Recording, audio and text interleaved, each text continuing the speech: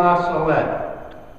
Remember Our Lady of La Salette, true mother of sorrows, the tears you shed for us on Calvary. Remember also the care you have taken to keep us faithful to Christ your Son.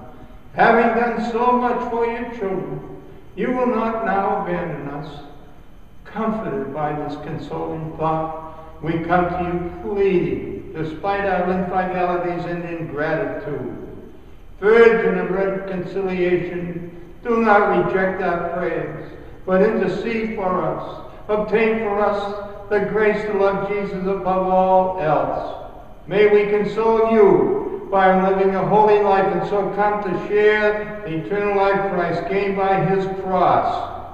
Amen.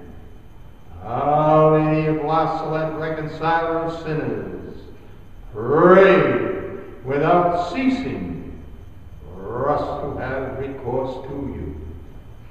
In the name of the Father, and of the Son, and of the Holy Spirit.